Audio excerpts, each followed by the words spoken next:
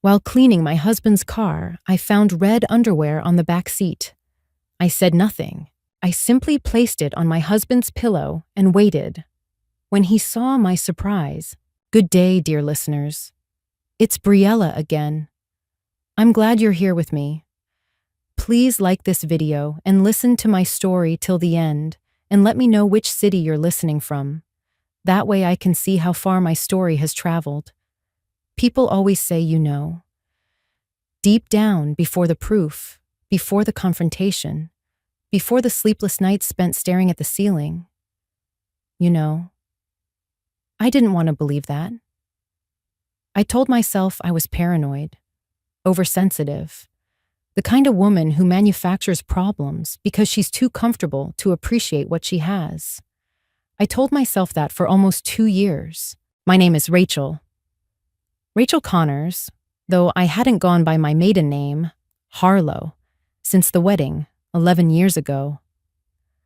We were married in September, outside Portland, Oregon, under a sky so blue it looked painted. Daniel wore a gray suit. I wore my mother's altered dress. We were 31 and 33, old enough to be serious, young enough to still believe in the version of love that doesn't require maintenance. For a long time, we were happy. Or at least, I was. We had a house in Beaverton, a real house, not an apartment, with a backyard and a garage and a neighborhood where people still waved when you drove past. Daniel worked in commercial real estate. I managed operations for a mid-sized logistics company. We didn't have children, which had been a mutual decision that slowly, without either of us announcing it, had stopped being mutual. I still felt the weight of that unspoken shift sometimes, usually late at night, but I had learned to carry it quietly. The first sign came 18 months before I found the underwear. Daniel started working late, not occasionally, consistently. 3 nights a week, then 4. He'd come home after 9, sometimes closer to 10, smelling of restaurant food and something harder to name. I asked once. He said a new client, a commercial development in the Pearl District, required more face time than usual. I nodded. I made dinner for one and saved him a plate. The second sign was his phone. Daniel had never been precious about his phone. He'd leave it on the kitchen counter, face up, charging overnight. Then, one evening, I noticed it was face down. Then it was always in his pocket. Then he started taking it to the bathroom. I told myself that was normal. Privacy was normal. I wasn't the kind of wife who snooped. I had always been proud of that. The third sign was how he looked at me, not with hostility. That would have been easier to name. He looked at me the way you look at a room you're planning to repaint, still familiar, still functional, but already mentally replaced. I noticed all 3 signs. I cataloged them like a careful scientist, and then did absolutely nothing, because doing nothing felt safer than knowing. It was a Saturday in March when everything changed. Daniel had gone to the gym, or said he had. I decided to clean out his car, a black Audi A6 he'd bought 2 years ago, and treated with more tenderness than he'd shown me in months. I wanted to do something useful, something physical. I vacuumed the front seats, wiped down the dashboard, collected the gas receipts from the glove compartment. Then I reached under the back passenger seat to pull out what I assumed was a forgotten receipt or a parking stub. What I pulled out was a pair of red lace underwear. I held them in my gloved hand and stared at them for a long moment. They were small, smaller than anything I owned. They were not mine in any version of any reality. They were the kind of thing you buy when you want to be seen, when you are performing something, when you are new. I stood in my driveway, in the pale Oregon March light, holding another woman's underwear, and felt the floor of my life open beneath my feet. I didn't cry. I didn't scream. I didn't call Daniel. I walked inside, went upstairs, and placed the red underwear carefully, almost tenderly, on his pillow. Then I went back downstairs, poured myself a glass of water, and sat at the kitchen table to wait. Because here is what I had decided. In the 60 seconds between the driveway and the kitchen, I was not going to be the woman who falls apart. I was going to be the woman who finds out exactly what she's dealing with before she makes a single move. I sat there completely still, and I waited. Daniel came home at 6:47 p.m. I heard the garage door, then his key in the lock, then the particular sound of his shoes on the hardwood, a sound so familiar I could have identified it in a crowd. I stayed at the kitchen table. I had moved to the couch by then, with a book open in my lap that I hadn't read a single word of. He called my name from the hallway. "Rach, you home?" "Living room," I said. My voice came out even. I was surprised by that. I heard him go upstairs. I heard the bedroom door open. Then silence.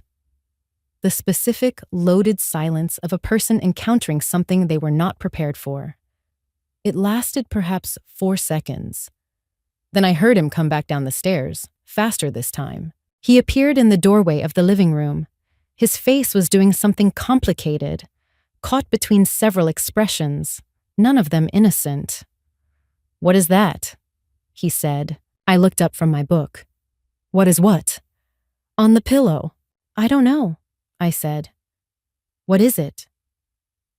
He stared at me. The silence stretched, and then he did something that I had not predicted, and that told me everything I needed to know about the man I had married. He tried to get angry. "Where did you find those?" "In your car," I said. "Under the back seat. I was cleaning it." "Those aren't—" He stopped, started again. "Those could be from anyone, a client's wife, someone I gave a ride to." "Daniel," I said quietly, "don't." He closed his mouth. I stood up, closed my book, and walked past him to the kitchen to start dinner. I didn't say another word that night. Neither did he. That was the night I began to understand the full scale of what I was dealing with. After he fell asleep, and he did sleep, which told me something about his conscience, I lay beside him in the dark and started counting. Not sheep, losses. 11 years. That was the first number. The house was in both our names, but Daniel had made the down payment. The savings account held $214,000, roughly 2/3 of which I had contributed through my salary over the past 4 years. We had a joint investment portfolio. I had a 401k in my name alone. He had one in his. We had 2 cars, his Audi, my Honda CR-V, both paid off. I had given up a promotion in 2019 to support Daniel's decision to leave his old firm and start fresh with a new brokerage. I had absorbed the financial hit of that transition quietly, working extra hours, cutting our personal spending, covering the gap while he rebuilt his client list. Could a court see that? Could a lawyer translate, "I sacrificed my career advancement for his," into something with a dollar amount? I didn't know yet, but I intended to find out. The fear arrived around 2 a.m., the way it always does, quietly, without knocking. What if I was wrong to wait? What if he was already moving money? What if there were accounts I didn't know about, conversations with lawyers already in progress, plans being made while I lay here cataloging numbers in the dark? What if he had been planning this for longer than I had been suspecting it? That thought pulled me upright in bed. I got up, went to the home office, and opened my laptop. I wasn't going to do anything drastic. I was going to be methodical. I started a document, password protected, saved to my personal cloud, not the shared family account, and I titled it simply, Facts. I began writing down everything I remembered: dates, observations, the late nights, the phone behavior, the restaurant receipts I'd seen in the glove compartment, places I had never been with him, places that weren't near his office, or any client location I recognized. The way his demeanor had shifted over the past 18 months, the small withdrawals of affection that I had each time explained away. I wrote for almost 2 hours. By the time I closed the laptop, I had something more than suspicion. I had a timeline, and I had the beginning of a plan. The plan was not revenge. I want to be clear about that. Revenge is what people who are still controlled by their emotions want. What I wanted was something colder and more durable. I wanted the truth fully documented before he had any idea I was looking for it. I wanted to know the exact dimensions of what had happened before I took a single step that he could see. I needed a lawyer, not a friend, not a recommendation from a mutual acquaintance. A real family law attorney, someone I found independently, someone Daniel had no connection to. I needed to know what my rights were before I let him know I was thinking about rights at all, and I needed to know who she was. Not out of obsession, out of strategy, because if she was involved in something with financial implications, if he had spent marital money on her, if there were gifts, trips, expenses, that changed the legal calculation entirely. I went back to bed just before 4 a.m. Daniel was still asleep, one arm thrown over my empty side of the mattress, as if reaching for me even in unconsciousness. I looked at him for a moment, then I pulled the covers back and lay down carefully, making sure not to wake him. I needed him to think everything was normal. For a little while longer, I needed to be invisible. I made the appointment on a Monday from my office, using my personal cell phone with the door closed. I had found the attorney through a method I'd researched carefully. I looked up the Oregon State Bar's referral directory, filtered for family law specialists with more than 15 years of experience, and chose a woman named Patricia Okafor, whose online reviews described her as methodical, unflappable, and someone who doesn't let opposing counsel run the room. Those were the 3 qualities I needed. Her office was in Southwest Portland, 40 minutes from my workplace, which meant no chance of running into anyone Daniel knew. I told my assistant I had a dental appointment. I drove there on a Tuesday lunch break, parked 2 blocks away out of habit, and walked in carrying nothing but my phone and the printed timeline I had quietly assembled over the past week. Patricia Okafor was in her early 50s, with reading glasses on a beaded chain, and the unhurried manner of someone who had heard every version of this story and remained unbothered by all of them. She let me talk without interrupting. When I finished, she looked at my timeline for a long moment. "You haven't confronted him," she said. "No." "Good," she said. "Don't." She explained the landscape clearly, without softening it. Oregon is an equitable distribution state, not a community property state, which meant assets would be divided fairly, not necessarily equally, based on a range of factors, including each spouse's contribution, earning capacity, and the length of the marriage. My salary contributions to the savings account were documentable and would be considered. The career sacrifice in 2019 could be argued, though it would require supporting evidence. Fault-based divorce doesn't significantly affect asset division in Oregon, she told me. But if marital funds were spent on the affair, hotels, gifts, travel, that can be factored in as dissipation of marital assets. Dissipation. I wrote the word down. "What do I need?" I asked. "Bank records, credit card statements, specifically anything he controls that you don't have full visibility into. Do you have access to his personal accounts?" "I have the login for our joint account. He has a personal checking account. I don't have the password, but I know the bank." Don't access anything you're not authorized to access, she said firmly. That can backfire. But if statements arrive by mail, you're entitled to see them. Has he gone paperless? I didn't know. I realized I had stopped paying attention to the mail. That afternoon, I started paying attention to the mail.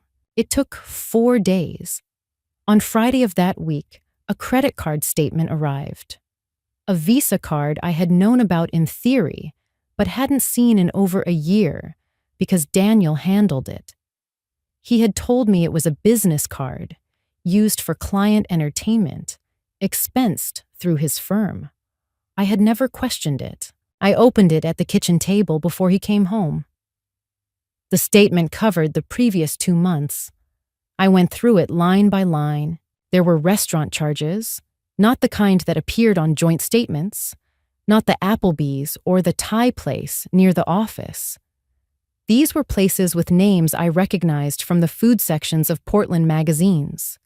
Dinners for 2, judging by the amounts.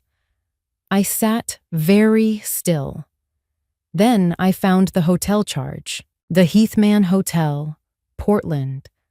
A 2-night stay, $487. The dates fell on a weekend in February when Daniel had told me he was at a conference in Seattle.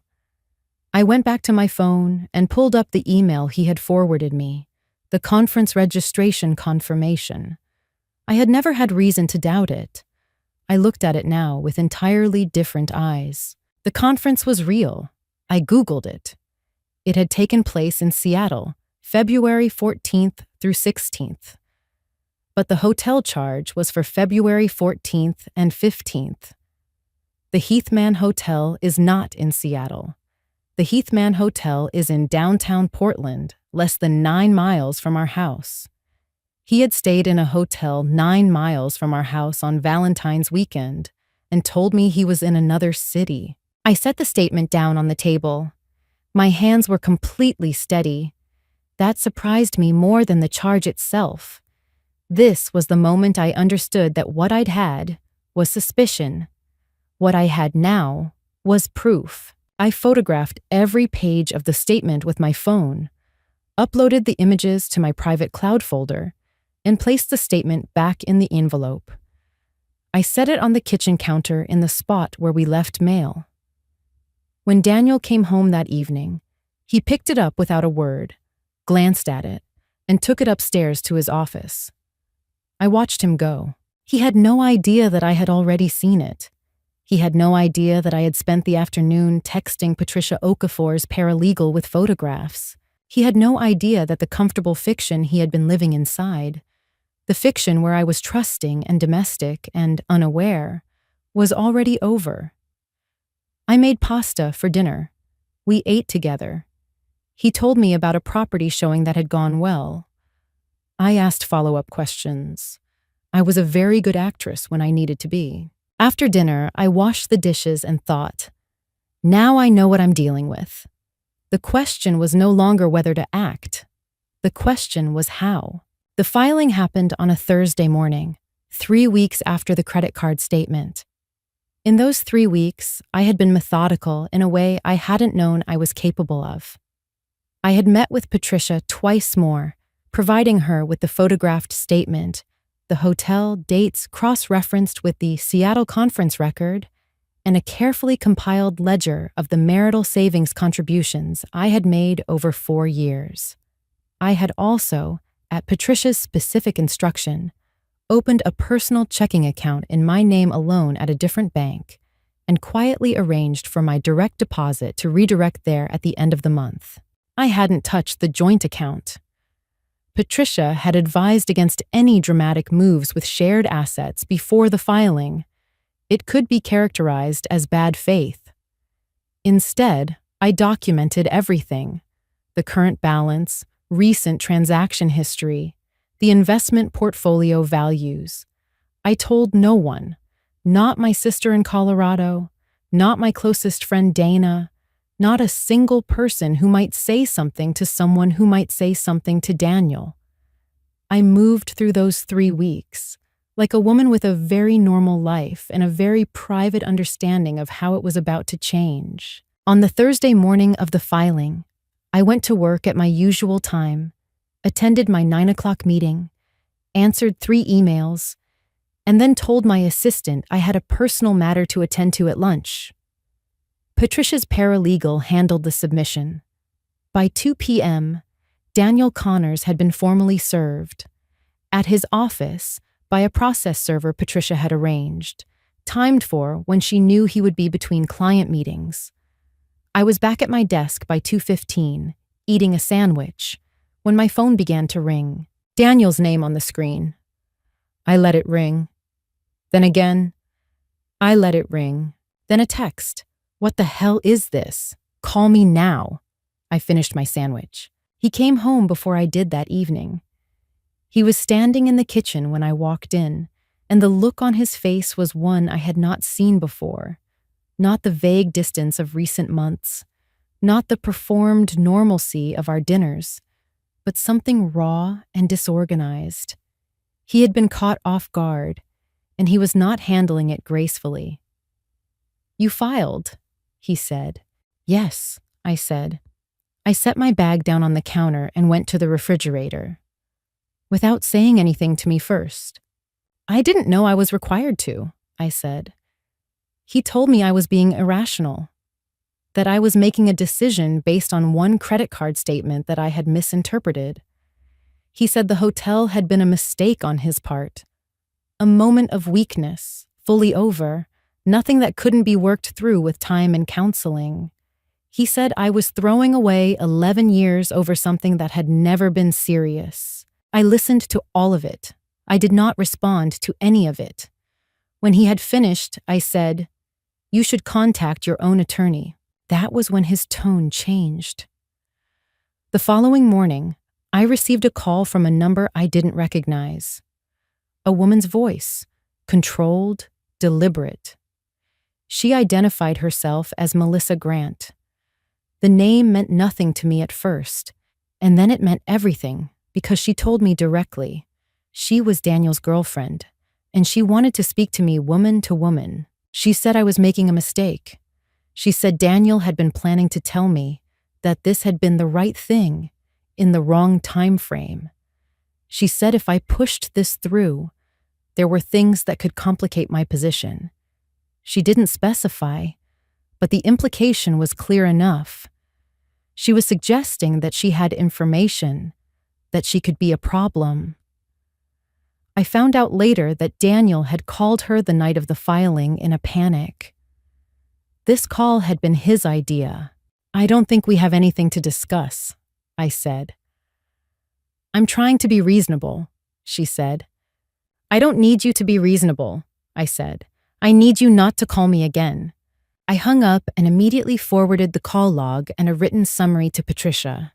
The next pressure came from Daniel's brother, Kevin, a man I had genuinely liked for a decade, who appeared at our house on a Saturday uninvited and spent 45 minutes in the living room trying to convince me that mediation was the adult choice, that lawyers would only make everyone poorer, that Daniel was sorry, that families could survive these things. Kevin wasn't cruel about it, but he was there on Daniel's behalf, and I knew it. I thanked him for coming. I told him I had legal representation and preferred to communicate through proper channels. I walked him to the door. After Kevin left, I sat on the back porch for a long time, looking at the yard. The garden I had planted 2 summers ago was starting to come in. The early bulbs, the ones that don't wait for permission. I was holding up, but I was tired in a way that had nothing to do with sleep. Patricia, when I updated her on Monday, told me what I already half knew. This level of early pressure, the girlfriend's call, the family intermediary, was actually a tactical indicator. It meant Daniel had spoken to his own attorney and had been told his position was weak. Scared people push back loudly. "Take the weekend," Patricia said. "You've done everything correctly. The machine is running now. Let it run." I booked 3 nights at a small inn on the Oregon coast. a place Daniel had never been, that existed entirely outside our shared life. I brought my journal, 2 books, and a bottle of good wine. I walked on the beach in the morning, when the fog was still in.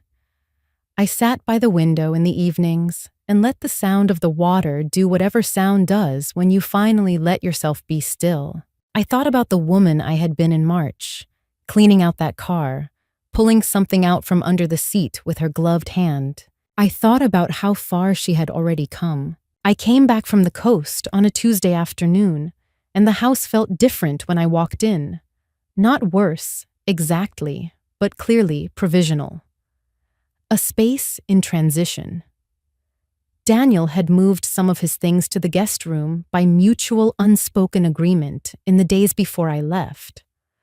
The bedroom was mine alone now, and I found I slept better in it than I had in years. There was a card on the kitchen counter, his handwriting on the envelope, Rach. I left it there for 2 days before I opened it. Inside was a letter. 2 pages, handwritten, the kind of effort that in another time might have moved me. He wrote that he had been stupid, that he had been selfish, that Melissa had been a distraction, a mistake, something that had never touched what he felt for me. He wrote that he still believed we had something worth preserving, if I was willing to consider it. He wrote that he had asked his lawyer to pause any aggressive positioning while he made this appeal directly to me. He had even included at the bottom a suggestion. A couples counselor, someone a mutual friend had recommended, someone he had already called. I read the letter twice. I sat with it. Then I scanned it and sent it to Patricia. Was I tempted? People ask that later. The honest answer is, there was a version of me, a few months earlier, who would have been. There was a version of me who would have read that letter at the kitchen table and cried and started wondering if the whole thing had been a temporary madness, if the marriage was still retrievable, if forgiveness was the stronger choice. But I was no longer that version. What I felt reading the letter was not temptation. It was recognition. I recognized the structure of the appeal, the staged remorse, the strategic pause, the appeal to our history, the offering of a path back that framed me as the one holding the door closed. I had, in the weeks prior, read enough about the psychology of these situations to recognize the pattern. This was not transformation. This was negotiation dressed as emotion. I didn't respond to the letter. 2 days later, Melissa called again from a different number. This time, she was not controlled. She told me I was being vindictive, that I had clearly never been the right woman for Daniel if I couldn't survive a mistake, that I was going to end up alone while she and Daniel built something real. I said nothing and ended the call. I noted the new number and sent it to Patricia. What Melissa didn't understand, what I think neither of them understood, was that their pressure confirmed what Patricia had already told me. The louder they pushed, the clearer it became that the legal ground beneath Daniel was unsteady. The hotel charge alone was documentable dissipation of marital assets. Patricia had also uncovered, through the discovery process we had initiated, that Daniel had made 3 cash withdrawals in the weeks following the Valentine's weekend.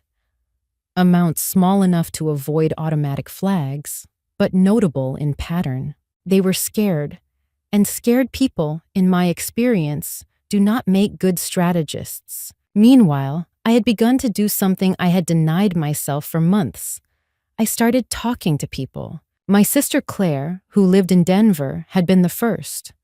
I called her the week I returned from the coast. We talked for 3 hours. She cried. I didn't, which surprised us both.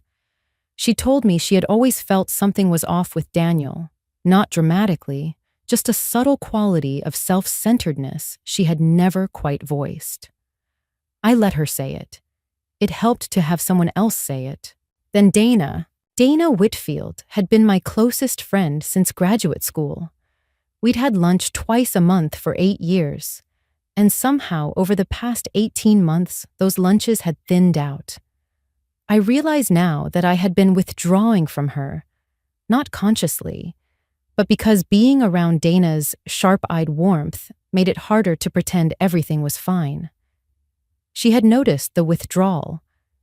When I finally told her the full story over a 3-hour dinner at her kitchen table, she sat very quietly for a moment and then said, "I've been waiting for you to tell me something." "Was it that obvious?" I asked. "Not obvious," she said, "just present." Dana had gone through her own divorce 4 years earlier. She didn't offer advice I hadn't asked for. What she offered was better.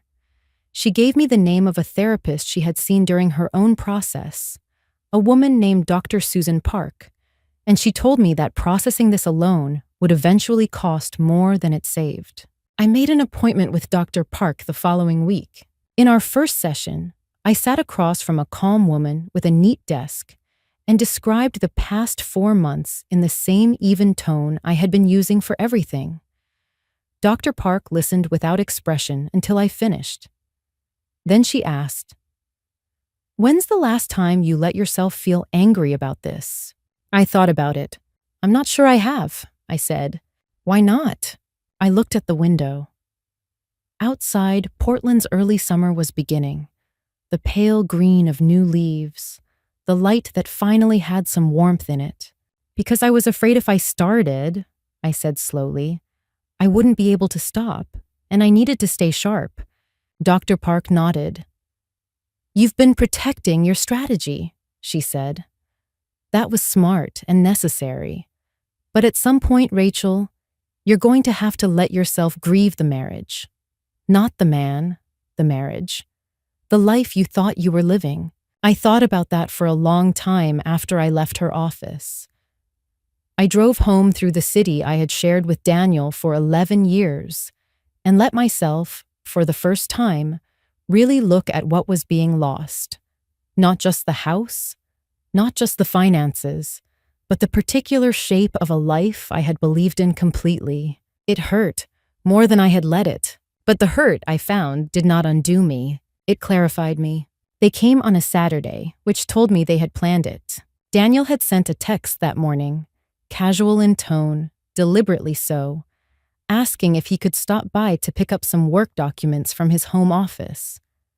I had said yes, because Patricia had advised me to avoid any behavior that could be framed as obstruction. It was his house too, legally for the time being. I had no grounds to refuse. What I had not expected was Melissa. She was in the car when he pulled up. I watched from the upstairs window as they parked in the driveway, my driveway, and then I watched her get out with him, following a half step behind in the performance of someone who has rehearsed looking natural. She was younger than me by perhaps 6 or 7 years, with the kind of appearance that clearly required effort. She was carrying a small paper bag from a bakery downtown. She had brought pastries to my house. I went downstairs and opened the front door before they could knock.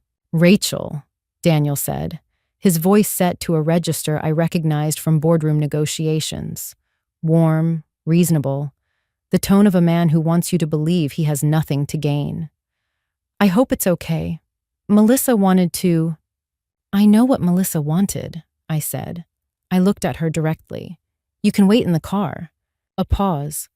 The corner of her mouth tightened. "I actually think it might help if we all—" she started. "This is my house," I said. "You can wait in the car or you can both leave." Daniel touched her arm. Some silent communication passed between them. She stepped back but didn't return to the car.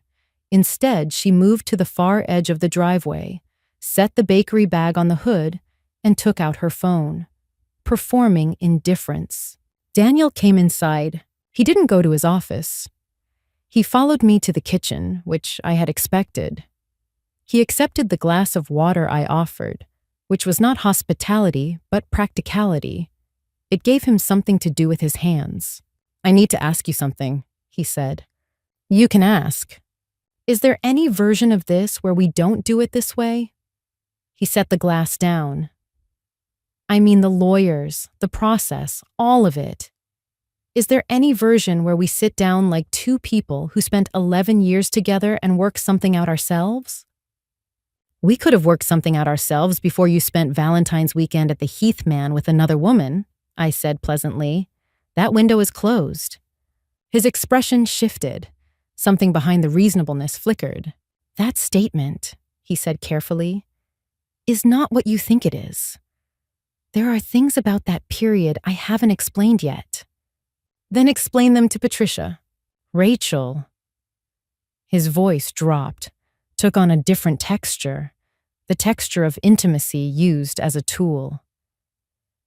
You know me. You've known me for 15 years. Does this really seem like who I am? I looked at him for a moment. 11 years of a face I had known better than my own, the jaw, the particular way he held tension in his shoulders, the gray that had come in at his temples in the past 3 years. Yes, I said quietly. Actually, it does. That's the thing I've had to make peace with. Something crossed his face that might have been pain. I didn't let it move me. He tried twice more. The first time, he suggested that Patricia was running the meter, that family law attorneys had a financial interest in making divorces complicated, and that a private mediation would protect both of us. The second time, he mentioned that my career sacrifice in 2019 had actually been my choice, unsolicited, and that he had documentation showing he'd never asked it of me. That second one was designed to land. It did land. I felt it. But I had learned, in the month since March, to feel something without letting it redirect me. I'll pass that information along to my attorney, I said. He collected his documents. On his way out, he paused at the front door. You should think about whether this is really what you want, he said. Not quite a threat. Not quite a warning.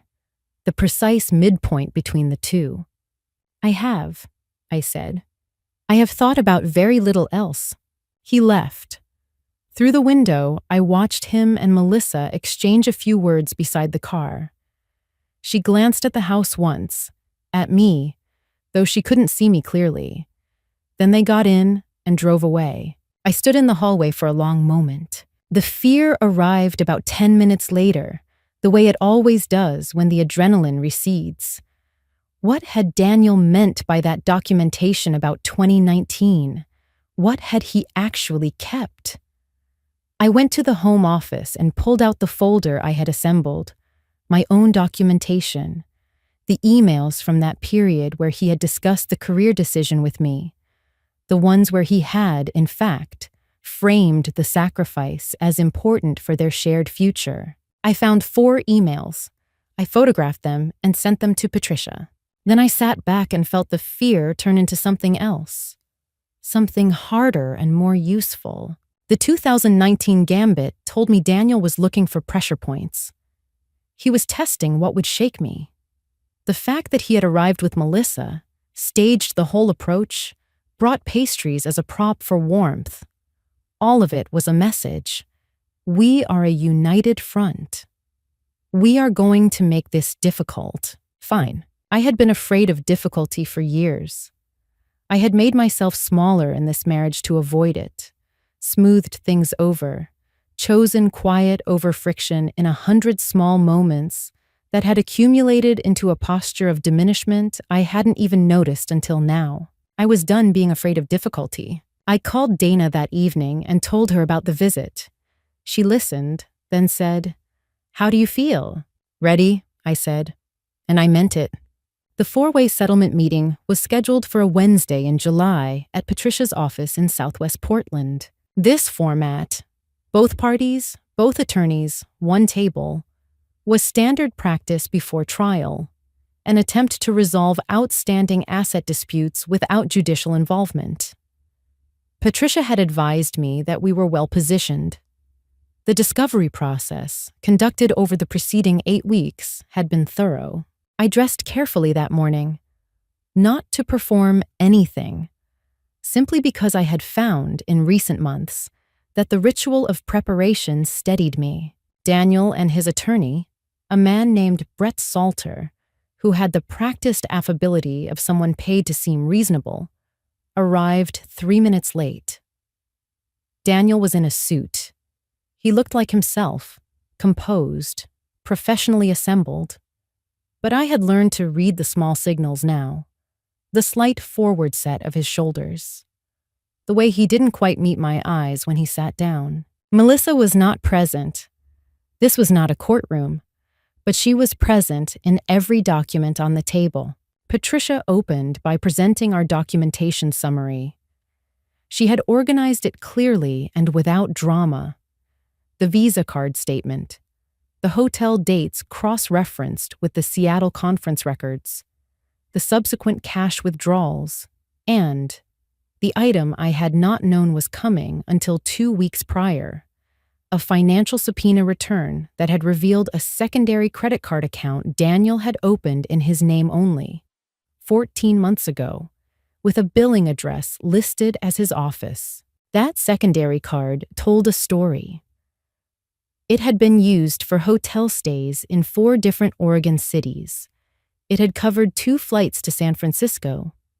It had paid for a weekend in Cannon Beach in December, which was when Daniel had told me he was visiting his college roommate in Seattle. Seattle again.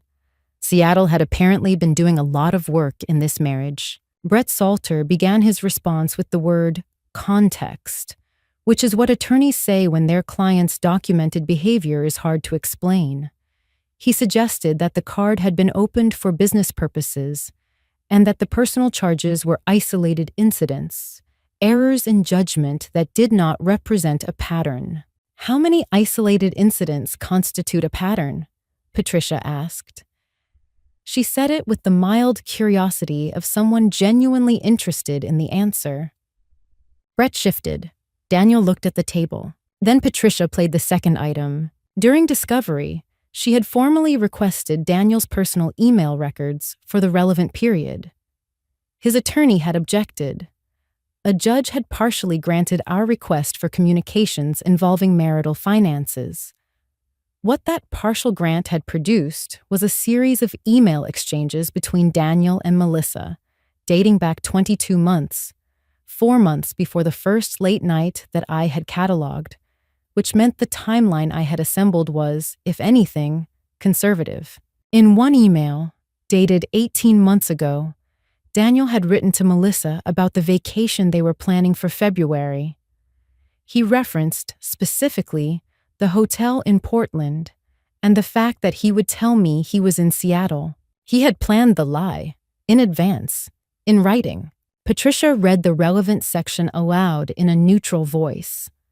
The temperature in the room dropped. Brett Salter asked for a recess. Daniel was granted 5 minutes in the hallway with his attorney. I sat at the table with my glass of water and did not move. When they returned, something had shifted in Daniel's posture.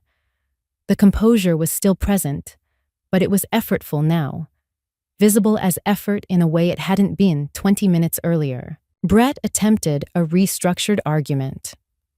The personal charges, while regrettable, did not meet the legal threshold for intentional dissipation of marital assets under Oregon case law, as they were not made with the purpose of depleting marital property, but rather for personal expenditure. The purpose of depleting marital property, Patricia said calmly, is not the standard. Expenditure of marital funds on an extramarital relationship, particularly where the spending party has actively concealed those expenditures from their spouse, is well established in Oregon courts as dissipation. I have 3 cases cited in the filing. Brett said he was aware of the cases. Then we agree on the legal standard, Patricia said pleasantly. Daniel spoke for the first time in 40 minutes. Rachel. His voice had that intimate texture again, the appeal to shared history, to the private language of a long marriage. Can we just address my client through me? Patricia said. Daniel stopped. I looked at him steadily. I had thought, for months about what I would feel in this moment. The moment when he had nowhere to hide and we were both looking at the full truth of what had happened. I had expected to feel grief or satisfaction or some complicated layering of both. What I felt was clarity. The kind of clarity that comes when something you have been trying to see through fog for a long time is finally, unmistakably in focus. He had lied for 22 months, systematically, with planning and repetition.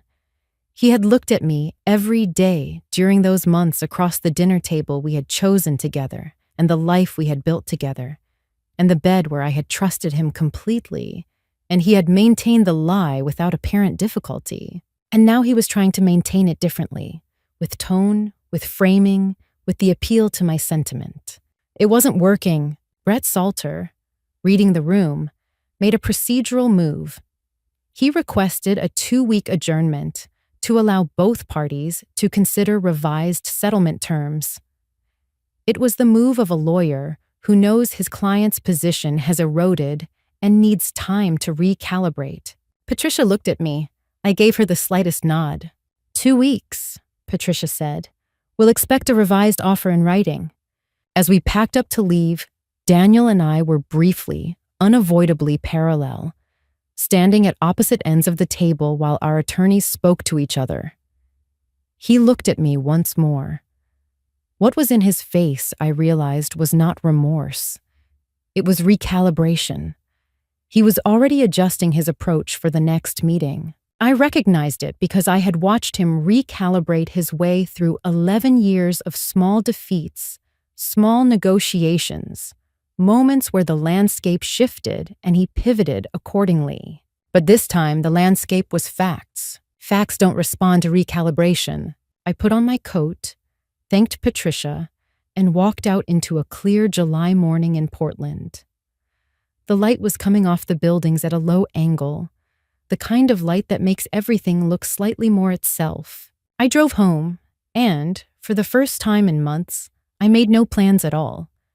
I simply sat in the backyard with a cup of coffee and let the day be what it was. The revised offer arrived 10 days later, and Patricia called me as soon as she read it. "They've moved significantly," she said. "Do you want the numbers?" I was at my desk at work, door closed. Yes, she walked me through it. Daniel's attorneys were now proposing that I receive 60% of the joint savings account, the Honda CR-V, and the house, with a buyout mechanism where Daniel would refinance to remove me from the mortgage within 90 days, or, if he couldn't secure the financing, the house would be listed for sale with proceeds split at 60-40 in my favor. They were conceding the 2019 career sacrifice argument, crediting me with a lump sum. They were acknowledging the dissipation finding on the Visa and the secondary card, and proposed a settlement credit to offset it. Daniel would keep his Audi, his 401k, and his personal checking account. I listened to all of it. "What do you think?" I asked. "I think it's a real offer," Patricia said. "I think they know they'd do worse at trial. The email documentation is damaging. The premeditated lie about Seattle, the concealed card. A judge would see a pattern of financial concealment and intentional deception. This offer represents a rational assessment of their exposure. Is there anything we'd gain by going to trial that this doesn't give us?"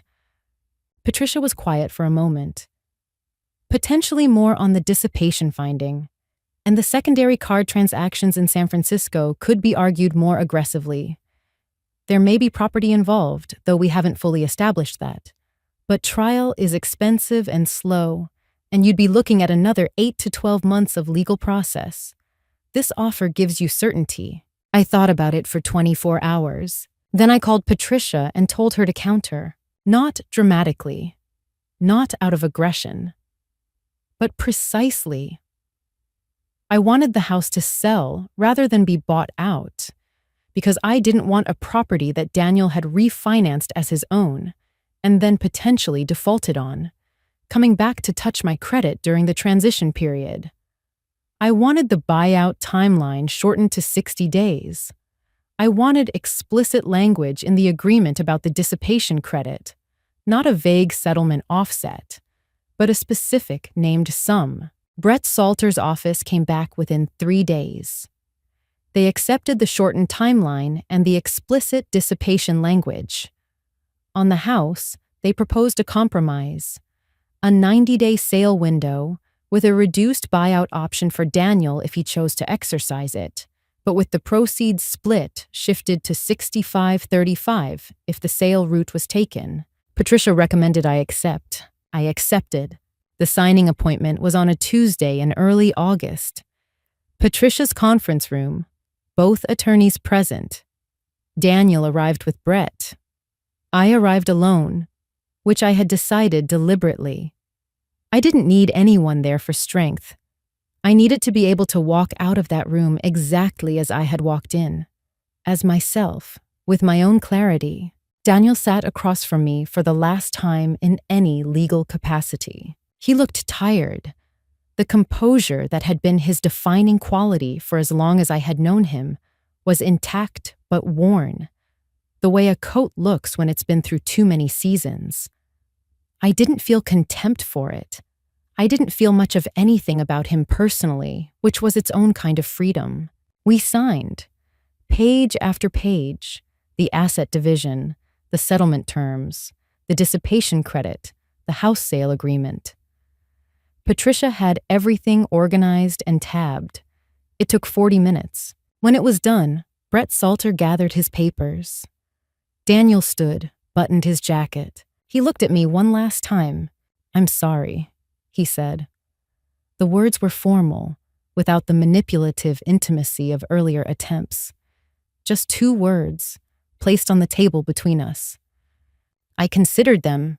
"I know," I said. "I didn't say I forgave him. I didn't say I didn't. That wasn't what the moment was about." I walked out of the building into the August heat, and Patricia touched my arm briefly on the sidewalk. "You did everything right," she said. The house sold in 6 weeks. The market in Beaverton was still strong.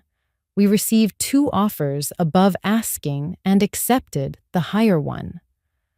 My 65% came to considerably more than I had estimated when I had first run the numbers at the kitchen table in March, frightened and sleepless, calculating what I stood to lose. I had not, it turned out, been calculating correctly. I had been counting losses. I should have been counting potential. I moved out before the closing. I had already found an apartment in Northeast Portland, a neighborhood I'd always liked, but Daniel had found too far from everything, which was to say, too far from his preferences. 2 bedrooms, high ceilings, a good kitchen, a balcony where I immediately put a small table and 2 chairs. I only needed one of them, but I liked having the option. I transferred the dissipation credit and my settlement share into the personal account I had opened in March. I looked at the number for a long time. Then I closed the laptop and went to meet Dana for dinner. The first winter in the Northeast Portland apartment, I learned something I had forgotten entirely. I liked my own company. For 11 years, I had organized my life around a shared architecture, shared schedules, shared decisions, the constant low-level negotiation of 2 people occupying the same space and calling it a life. What I had actually been doing, I understood now, was disappearing into it. In the apartment, I woke up when I woke up. I ate what I wanted. I rearranged the furniture twice in the first month and no one had an opinion about it. I went back to Dr. Park for another 6 sessions. We worked through the grief I had been deferring. The loss not of Daniel, the person, but of the version of my own life I had invested in. I let it take the time it needed, which was about 4 months, and then it subsided into something manageable and instructive. In the fall, a recruiter reached out about a VP of operations position at a regional supply chain company in Portland. The compensation was considerably above what I was currently earning. I interviewed 3 times, spent 2 weeks deciding, and took it. Claire flew out from Denver for a celebratory dinner. We went somewhere I'd always wanted to try, a place that had never been Daniel's kind of thing. The food was remarkable. Dana threw a small party, 10 people who had known me as Rachel Harlow, people glad to finally be let in. I stood in her kitchen at the end of the evening and felt something I hadn't felt in a very long time. I felt held. I started running again in the early mornings along the Willamette. It was mine, all mine. I heard about Daniel in fragments, without seeking them. He and Melissa had moved in together and lasted 8 months before she ended it. She had wanted marriage quickly. He had wanted time. The clandestine quality that had defined them hadn't survived ordinary life. He moved to a condo in the Pearl District. A major development deal fell through. He was still functional, but the trajectory he'd assumed was flatter than he'd planned. Melissa left Portland altogether. Sacramento, not thriving by the account that reached me. I didn't feel triumphant. Triumph requires an opponent, and I had stopped thinking of Daniel as one the day I signed the papers. What I had feelings about was my own life. In the spring, a full year after the March morning in the driveway, I went back to the coast. I walked on the beach. I sat by the window in the evenings. I thought about the woman who had stood in her driveway holding a stranger's underwear and felt the floor open beneath her feet. She hadn't known in that moment that the floor opening was not a collapse. It was a door. I had walked through it. I didn't save my marriage. I saved myself. And it turned out those were different operations requiring entirely different tools. If you ever stand in a driveway holding proof of something you didn't want to know, here is what I learned. Don't react. Prepare. Document. Find the right people. Stay quiet longer than feels possible. The silence is not weakness. The silence is the work. What would you have done in my place? I genuinely want to know. Leave it in the comments. Thank you for listening to this story. It mattered to me to tell it.